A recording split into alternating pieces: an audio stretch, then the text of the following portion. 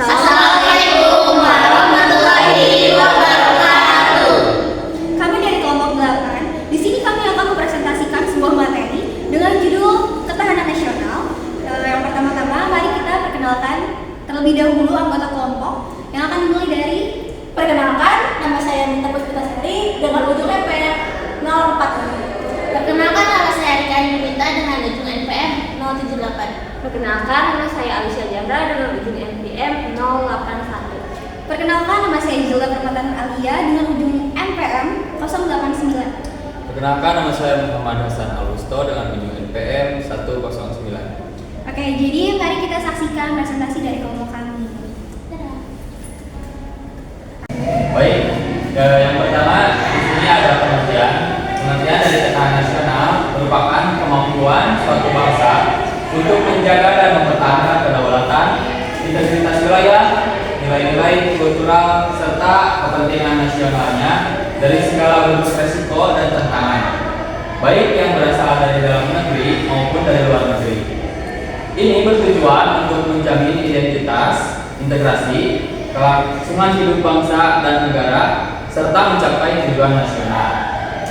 Dan selanjutnya ada rumusan masalah yang akan dijelaskan oleh rekan saya. Oke, selanjutnya itu ada rumus masalah. Mengapa sih ketahanan nasional diperlukan di Indonesia?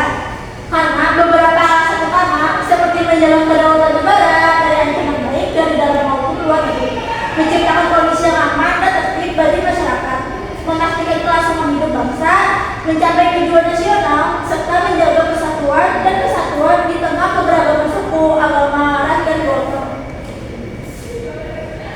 Selanjutnya ada apa saja sih asas ketahanan nasional yang akan dibahas oleh rekan saya. Untuk rekan saya dipersilakan. Apa saja sih asas ketahanan nasional? Yang pertama, asas kesejahteraan dan keamanan adalah asas yang pertama adalah kebutuhan yang paling mendasar dan wajib dipenuhi untuk individu ataupun masyarakat dan juga kelompok. Yang kedua, asas mawas ke dalam dan mawas keluar. Sistem kehidupan nasional adalah perpaduan seluruh aspek kehidupan bangsa yang saling berkomunikasi. Dan selanjutnya akan dijelaskan oleh rekan saya.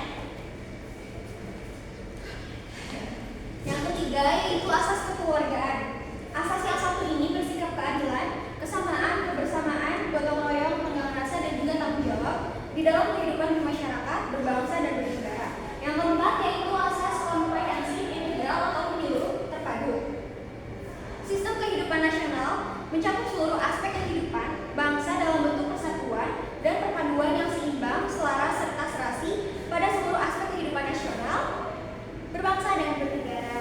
Oke, next berikutnya itu bagaimana sifat-sifat ketahanan nasional di Indonesia yang akan dijelaskan oleh rekan saya. Kepadanya dipersilakan. Selanjutnya ada sifat-sifat ketahanan nasional di Indonesia. Yang pertama ada mandiri. Mandiri adalah ketahanan nasional yang bersifat percaya kepada kemampuan dan juga kekuatan sendiri dengan keuletan serta ketangguhan yang mengandung prinsip tidak mudah menyerah dan bertumpu pada identitas, kepribadian bangsa dan juga integritas. Yang kedua ada dinamis. Dinamis artinya ketahanan nasional bersifat tidak tetap, melainkan bisa meningkat atau menurun, bergantung dengan kondisi dan situasi bangsa dan juga negara, serta kondisi lingkungan yang ada di sekitar. Selanjutnya akan dilanjutkan oleh rekan saya. Kepadanya dipersilakan. Baik, selanjutnya yang ketiga ada kewibawa. Kewibawa artinya ketahanan nasional sebagai sebuah hasil pandangan yang sifatnya menunggal, yaitu bisa mewujudkan kewibawaan nasional yang artinya akan diperhitungkan oleh pihak lain sehingga bisa menjadi daya tangkal suatu negara. Semakin tinggi daya tangkal yang dimiliki suatu negara, maka akan semakin besar juga kewibawaannya. Dan nomor 4 ada konsultasi dan kerjasama. Ini artinya ketahanan nasional Indonesia tidak mengedepankan sikap konfrontatif dan antagonis. Selain itu, bangsa Indonesia juga tidak mengandalkan kekuasaan dan kekuatan fisik saja, namun lebih kepada sifat konsultatif dan kerjasama serta saling menghargai dengan mengandalkan pada kekuatan moral dan kepribadian bangsa. Untuk selanjutnya ada ancaman dan tantangan yang akan dipaparkan oleh rekan saya. Pertama itu ada ancaman. Ancaman adalah setiap usaha dan kegiatan dalam negeri maupun luar negeri yang dinilai membahayakan kedaulatan negara, keutuhan wilayah negara, dan ancaman keselamatan bangsa. Terdapat dua jenis ancaman. Yang pertama itu ada ancaman militer, dan kedua ada ancaman non militer. Ancaman militer adalah ancaman yang menggunakan kekuatan senjata dan dinilai membahayakan negara. Yang kedua itu ada ancaman non militer, yaitu ancaman yang tidak menggunakan senjata untuk kepentingan. Yang kedua itu ada tantangan.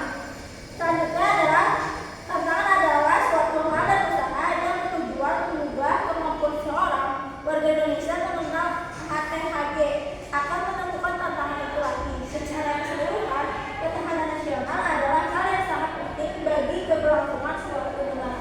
Selanjutnya yang akan dibahas oleh rekan saya. Yang ketiga ada hambatan. Hambatan dapat diartikan tentang usaha sikap yang berasal dari diri sendiri yang bersifat untuk bertujuan menghalangi sesuatu.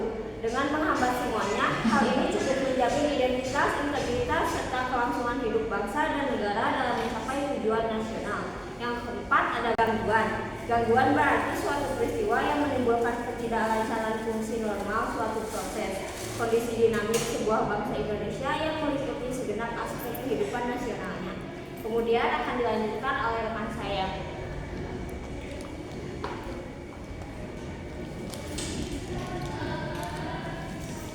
Jadi